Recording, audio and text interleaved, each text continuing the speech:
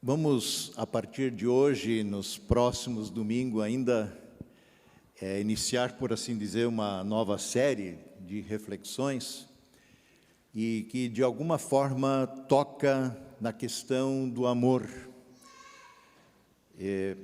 Basicamente, a gente começa dizendo que o amor é muito mais do que um mero sentimento. E o amor, por si, é um tema que costuma ser sempre bem-vindo, né? As pessoas gostam de ouvir, gostam de refletir, gostam de ler poesia. É bom de pregar, por assim dizer, mas, ao mesmo tempo, também nós compreendemos e sabemos nossas limitações em praticá-lo. Até porque, muitas vezes, esse tema e o tema do amor em si, essa palavra, ela tem sido desgastada, muitas vezes distorcida e moldada pela cultura nos últimos tempos, de maneira especial, distanciou-se bastante daquilo que a palavra de Deus fala a seu respeito, daquilo que a palavra demanda. Por isso, a necessidade de sempre de novo voltarmos às bases bíblicas. O nosso lema como comunidade do Redentor, afixado aí todo domingo, está diante dos nossos olhos, e existe um risco nisso, porque a gente é assim, a nossa Constituição é assim, algo que a gente se confronta toda hora, você se acostuma. De repente nem enxerga mais, e por isso de vez em quando a gente tem que estar aqui dizendo, olha, esse é o nosso lema, palavra que transforma, amor que acolhe, e a gente não pode esquecer dele. Ele é constitucional para nós, ele é a forma como queremos ser comunidade de Cristo, igreja de Cristo nessa cidade. Então, nós queremos enfatizar aqui o amor que acolhe de maneira especial nessa série de pregações. E a nossa referência vai para a primeira carta de João, especialmente em primeira carta de João, até porque em 1 João, assim, a gente percebe que o amor é o tema central dessa carta. Já quando João escreve o seu evangelho, ele faz um combate ferrenho, por assim dizer, também às heresias. Heresias que vão se impondo na igreja. As heresias surgem não como um pacote de fora da igreja que é colocado para dentro. Algumas vezes é assim. Mas muitas vezes as heresias acontecem a partir de dentro da igreja, quando a gente aos poucos vai se distanciando daquilo que é central, daquilo que é a essência, daquilo que é a verdade. E a gente nem percebe. Os anos se passam, a gente vai incluindo coisas ou retirando coisas, e quando nós vemos, criamos uma heresia. E há poucos livros que mostram com maior clareza, como João, por exemplo, os perigos das heresias. Elas são sim perigosas. Os perigos das correntes de pensamentos errôneos que brotam dentro, muitas vezes, da própria igreja. E 1 João é uma pregação brotada do amor, ela brota da preocupação de um pastor consagrado pela igreja do Senhor. João é um servo fiel de Jesus que ama a igreja a quem escreve, e essa palavra nós acolhemos de igual forma. Então, tanto a forma como João escreve, aliás, a gente diz carta de João, mas ela nem tem tanto assim uma forma, uma configuração de carta, né? Mas ela, ao mesmo tempo, carrega um caráter muito pessoal. E a gente percebe isso, tanto a forma como o caráter se farão claros se virmos, por exemplo, nela alguém que chamou essa carta de um sermão amoroso e ansioso, escrito por um pastor que amava a sua igreja. O que motivou João a escrever esta carta? Ela foi escrita pouco depois do ano 100, depois de Cristo, em Éfeso, há bastante coerência ou concordância pelos estudiosos a esse respeito, e muitas coisas aconteceram até este prazo, desde o início, né, do ministério de Jesus, do surgimento, por assim dizer, da igreja no dia de Pentecostes. Muita coisa aconteceu, muita água já rolou por baixo da ponte. Muitos cristãos que já eram naquela época, quando esta carta foi escrita, cristãos de segunda ou até de terceira geração. O que a gente não vê muito lá nos evangelhos, em apóstolos, né, em outras cartas, que eram muitas referências à primeira geração. Os primeiros dias da cristandade, dá para dizer assim, se caracterizavam pela sua glória, pelo seu brilho, pelo seu esplendor, havia uma certa magnificência, uma alegria de viver. As pessoas de fora percebiam isso. Comentários do tipo, vejam como eles se amam, eram ditas assim com naturalidade, porque era constatável que esse povo tinha algo diferente, eles se amavam. Mas com o passar do tempo, o cristianismo tinha chegado a ser uma questão de hábitos, uma questão de hábitos. Como alguém já identificou isso também daquela época, falando daquela época tradicional, morna, nominal. Isso fica bastante explícito, até mesmo quando o Cristo ressurreto, por exemplo, dirige uma mensagem à igreja de Éfeso, uma igreja importante naquele tempo. Paulo tinha um amor especial por essa igreja. A conversa de Paulo com os presbíteros à beira-mar, na sua despedida, é de chorar, como eles choraram, né? É uma palavra preciosa. E vejam o que o Cristo ressurreto, no Apocalipse de João, fala para esta igreja. Sei de tudo o que você faz. Eu sei de tudo o que você faz. Eu vi o seu trabalho árduo, eu vi a sua perseverança, eu sei que você não tolera os perversos, eu sei que você examinou as pretensões daqueles que se dizem apóstolos, mas não são, e descobriu que eles são mentirosos. Eu sei que você sofreu por causa do meu nome, com paciência, sem desistir, eu sei disso tudo. Contudo, eu tenho algo contra você, eu tenho uma queixa a fazer. Você abandonou o amor que tinha no princípio. Na versão do Almeida diz, você abandonou o primeiro amor. Você abandonou o primeiro amor. Este esfriou em tudo isso que você fazia. A atividade está aí, o amor faltava. E aí Jesus conclui dizendo, para a igreja de Éfeso, para nós, veja até onde você caiu. Veja o tamanho do seu tombo. Arrependa-se. E, aliás, o arrependimento demanda, de alguma maneira, que a gente olhe para trás. Olhe para onde você estava caminhando e olhe aonde você chegou. E o arrependimento faz com que a gente se quebrante, a gente perceba que nós erramos para com o Senhor e volte a praticar as obras que no início praticava, conclui o Senhor. Volte a ter suas atividades, todas elas, marcadas pelo amor. Este primeiro amor, esta paixão com a qual você se envolveu comigo, que você conheceu em mim, que você recebeu de mim. Então, o que aconteceu? Acho que essa pergunta é importante, porque, afinal, eu creio que nós não queremos cometer os mesmos erros. Ou queremos? Não. O povo da igreja, o povo de Deus, foi se acostumando com a rotina cristã. Aliás, ela se tornou em rotina, e isso acontece muito fácil.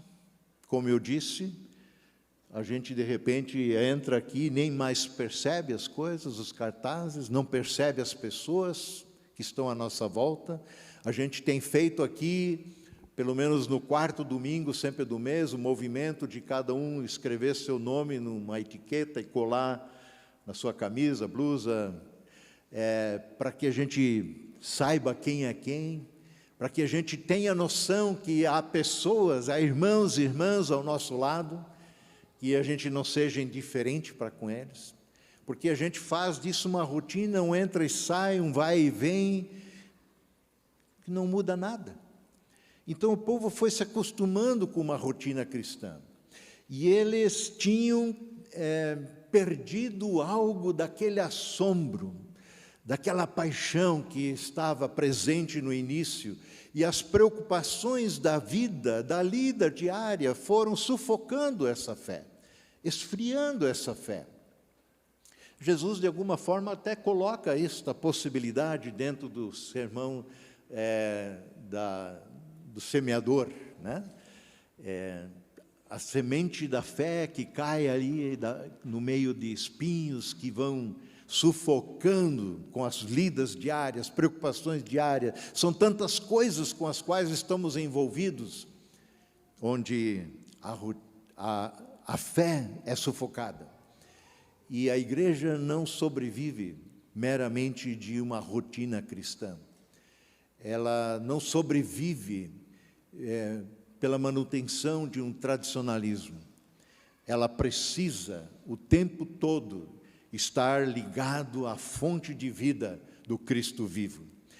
E Jesus conhece as pessoas, conhecia e conhece.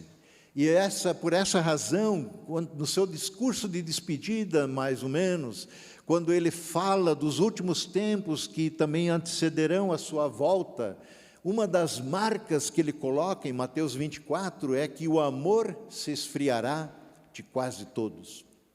O amor se esfriará de quase todos. Quando a gente mantém alguma coisa quente, quer manter alguma coisa quente, você precisa ter uma fonte de energia, né?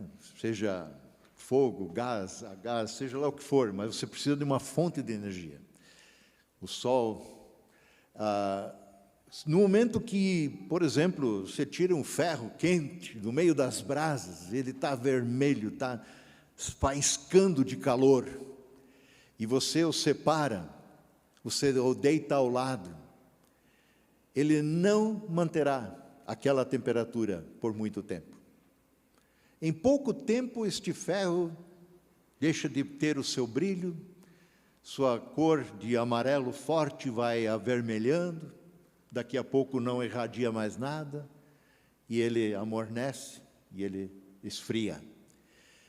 Parece que o amor passa por um processo semelhante.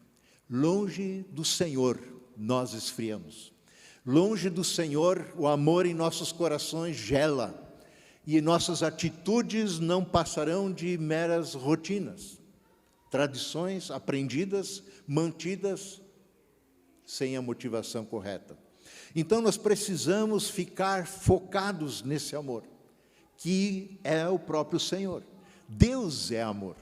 Nós amamos porque Ele nos amou primeiro, diz a palavra. Isso não é de nós mesmos. Se queremos amar por nossa própria conta, separados do Senhor, não o faremos. Será um amor condicionado, será troca de favores, será benefícios pessoais que desejamos e buscamos.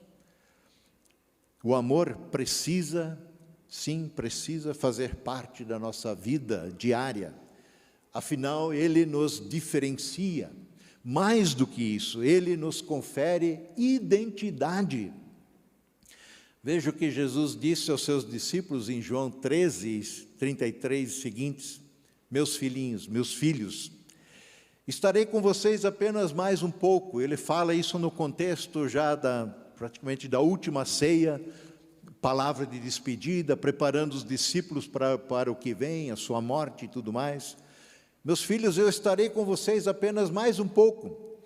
E como eu disse aos líderes judeus, vocês me procurarão, mas não poderão ir para onde eu vou. Por isso, agora eu lhes dou um novo mandamento. Agora lhes dou um novo mandamento. Amem-se uns aos outros, assim como eu os amei, vocês devem amar uns aos outros. É um imperativo. O amor é colocado num imperativo.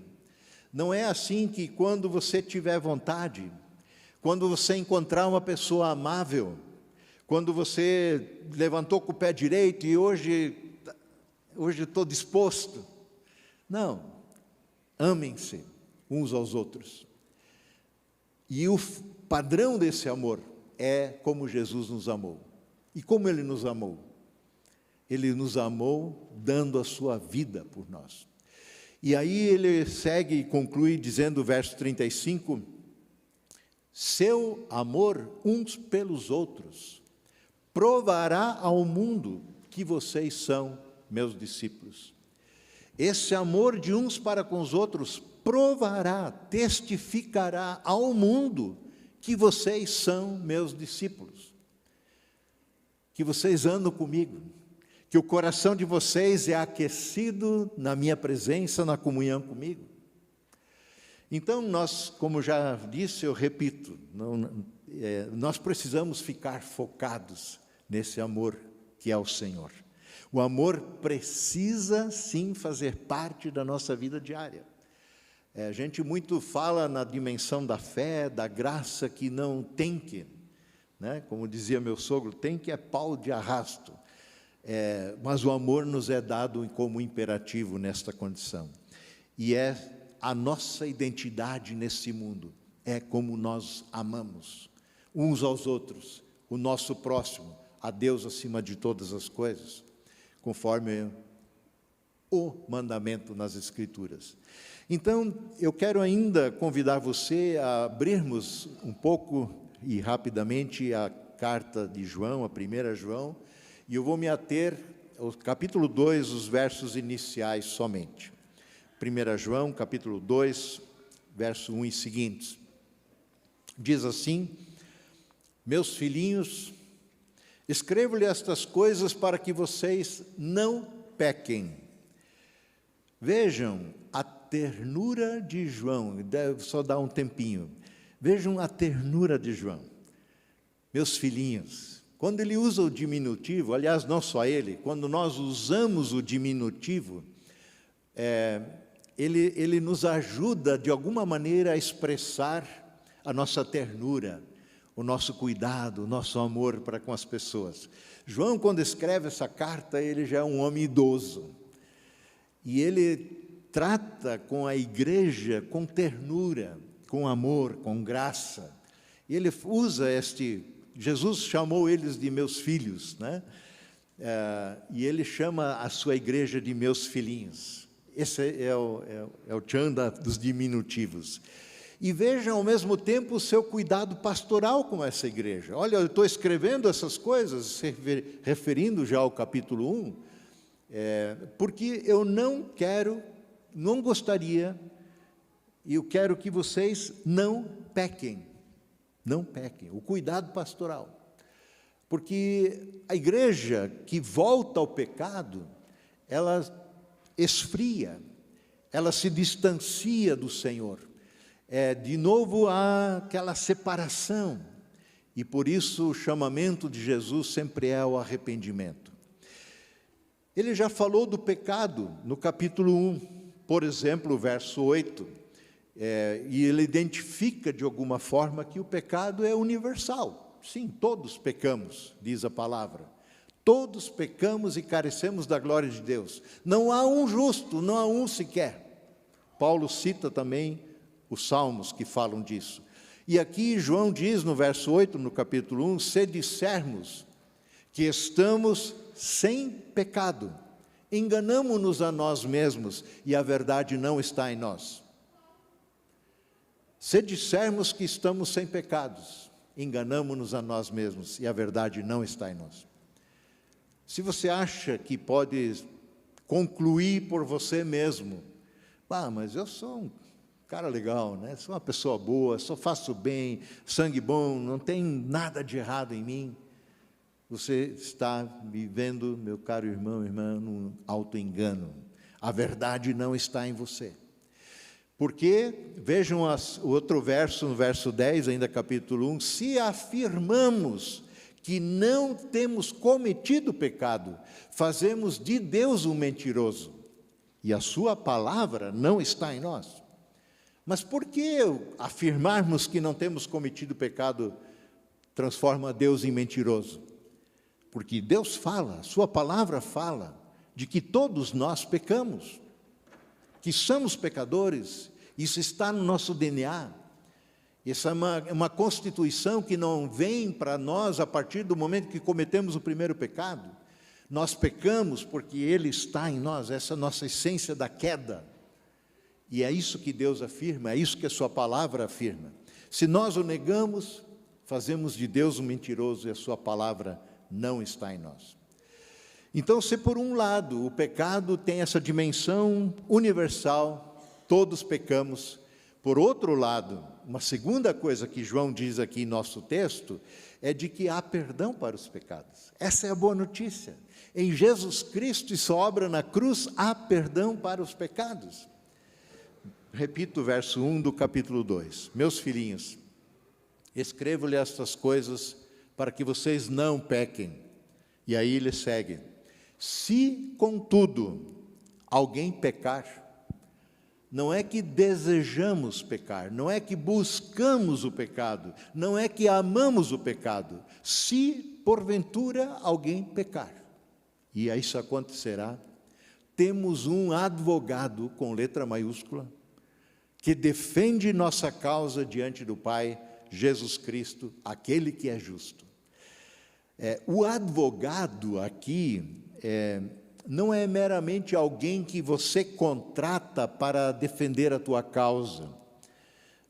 Não é alguém que você paga com boas obras, seja lá o que for, é alguém que venha favoravelmente convencer, né, o tribunal de Deus de que você merece ser aceito. O termo aqui, no grego, para advogado, é um termo relativamente conhecido e usado na Bíblia, muitas vezes, é parácletos.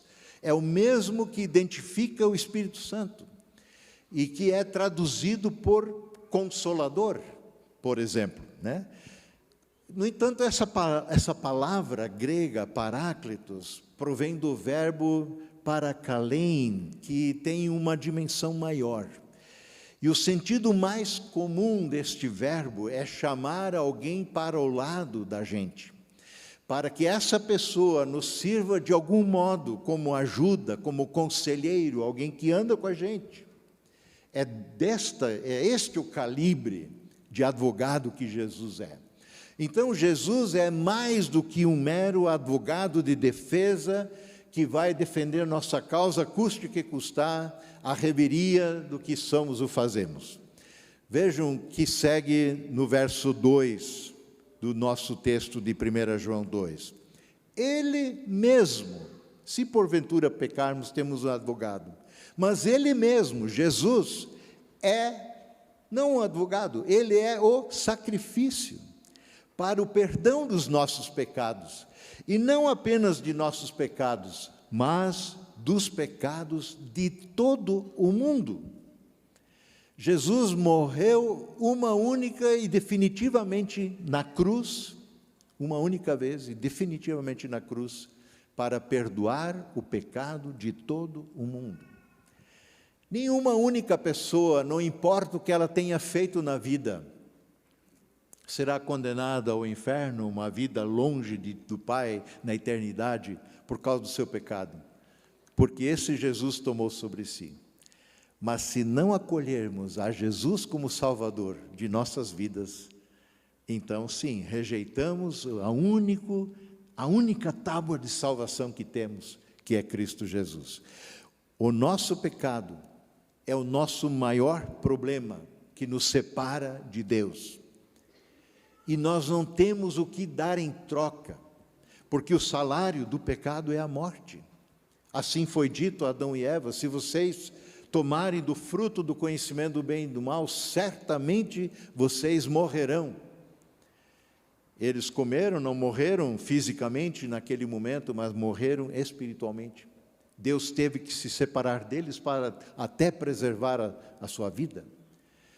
E não há como, não há o que podemos dar em troca para nos reconciliarmos com Deus, porque Ele não pode faltar com a sua palavra. O pecado não é eliminado meramente com uma boa defesa argumentativa de um bom advogado. O nosso pecado foi pago pelo próprio sangue deste advogado, Jesus. O preço do pecado foi pago, a dívida Ele a liquidou, recebendo-a nele mesmo, reconciliando-nos por meio da fé com o Pai eterno. Mas por que tanta preocupação com o pecado? Já não fomos perdoados por Cristo Jesus, quando nele cremos? Afinal, somos crentes, somos igreja de Jesus Cristo. Mas lembre-se, esta carta foi escrita de fato para a igreja, para os crentes em Cristo. Acontece que o pecado não só nos distancia do Senhor, como já falei, mas ele também esfria o nosso coração. Esfria nossa motivação para amarmos, torna-nos mornos, desobedientes, insensíveis. Então, seguindo em 1 João 2, capítulo 2, verso 3, e nós sabemos, diz João, nós todos sabemos que o conhecemos, a Deus, ao Senhor, se obedecemos a seus mandamentos. Se alguém diz, verso 4, eu o conheço, a Deus, mas não obedece a seus mandamentos, é mentiroso e a verdade não está nele. Então, primeiramente, o cristão é alguém que chegou sim a conhecer a Deus, porque Ele se revela a nós, e se revelou de forma perfeita em Cristo Jesus. E a consequência inevitável deste conhecimento de Deus, que não é apenas cognitivo, mas é relacional. A Bíblia, muitas vezes, quando fala e usa o termo conhecer, implica em relacionar. A consequência inevitável de conhecer a Deus é obediência. Quem conhece o Senhor, quem conhece o Deus eterno, sua majestade, sua glória, sua verdade, sua justiça, seu amor, ele se prostra em servidão. Ele se disponibiliza para seguir e obedecer. Repito o verso 3, e nós sabemos que o conhecemos se obedecermos a seus mandamentos. Não meramente se lemos a palavra, não meramente se temos informações a respeito do Senhor. Se alguém diz, eu o conheço, mas não obedece a seus mandamentos, é mentiroso, alguma coisa está errada. E a verdade não está nele. Isso não fecha, essa matemática não fecha. Como é possível conhecer a Deus e andar fora da sua vontade? É o que as pessoas muitas vezes desejam. Elas desejam conhecer a Deus. Elas dizem isso, né? Me mostre a Deus e eu capaz que sou de crer nele. Mas obediência está no centro deste relacionamento de conhecimento. E João diz ainda no verso 5 do nosso texto, mas quem obedece à palavra de Deus, mostra que o amor que vem dele está se aperfeiçoando em sua vida. Desse modo sabemos que estamos nele. Quem obedece à palavra, mostra, evidencia, revela, testifica que o amor que vem dele está se aperfeiçoando na sua vida, na nossa vida. E desse modo a gente sabe que estamos nele. Então, além dessa questão da identidade, o amor entre nós, o amor para com as pessoas, com o próximo, mesmo para com o não amável, o amor para com Deus, o amor que é determinante nessa relação, que provém dele, é um testemunho de que de fato conhecemos a Deus. Isso é maravilhoso. E eu concluo com o verso 6, quando ele diz ainda: e quem afirma que permanece nele, no Senhor, deve viver como ele viveu. E quem afirma que permanece nele, deve viver como ele viveu. Para os gregos, no grande período clássico, o caminho para Deus era o intelecto, por assim dizer. E isso independia de moral, de ética, não tinha nada a ver, era uma questão intelectual. Posteriormente, os gregos, já na época do Novo Testamento, por exemplo, eles buscavam encontrar a Deus na experiência emotiva, nas emoções. E tudo isso não era tanto conhecer a Deus, mas sentir Deus. E essas coisas também estão ainda presentes em nosso tempo, né? Um culto costuma-se ouvir esse tipo de coisa, de frase, um culto que também, não que isso está errado por si só, né? Mas hoje, nossa, hoje estava super bom, porque a coisa pegou, eu senti a presença de Deus. A gente fala assim. Será que quando não sentimos, Deus não está? Será que a presença de Deus se limita a um mero sentimento que precisa ser provocado, incendiado, para que a gente tenha garantia de que Ele está entre nós? Era uma experiência essa altamente emocional que os gregos buscavam e, como tal, necessariamente passageira, porque os sentimentos podem estar agora à flor da pele e daqui a pouco não estão mais. Uma classe de religião narcotizante. A religião que vive do emocional é narcotizante. Ela dopa, ela ensurdece, ela bloqueia atitudes e uma reação em resposta à graça e ao amor de Deus. Para os judeus, posteriormente, o conhecimento de Deus já provinha da sua revelação. Não era nem do intelecto de tentar descrever quem é Deus, interpretar filosoficamente quem é Deus, nem das emoções trazidas à flor da pele, mas os judeus têm nas Escrituras, nas histórias de Deus com pessoas e com o povo, o elemento de revelação. Deus é o Deus que se revela, esse é o Deus da Bíblia. E só é possível conhecer a Deus na medida em que Ele se revela, porque nós não temos acesso, é impossível tentarmos, por nossa força, nosso intelecto, nossas emoções, descobrir quem é Deus. Ele se revela, é iniciativa dEle, é graça dEle. E esse Deus se revela nas Escrituras, santo, puro, justo, verdadeiro, fiel, paciente, amoroso e assim por diante. E essa revelação maior de Deus está na pessoa de Jesus, seu amado Filho, o Verbo eterno que estava no princípio na criação de todas as coisas, o Verbo que era Deus, se fez presente, se fez carne, adentrou a nossa humanidade e em Cristo podemos, por assim dizer, olhar Deus nos olhos. A partir de Jesus nós temos então a revelação maior de Deus. E para a fé cristã, conhecer a Deus e permanecer em Deus, passa, portanto, pela comunhão com Ele em amor, passa pela obediência aos seus mandamentos. C.H. Dodd disse certa feita o seguinte: conhecer a Deus é experimentar seu amor em Cristo e devolver esse amor em obediência.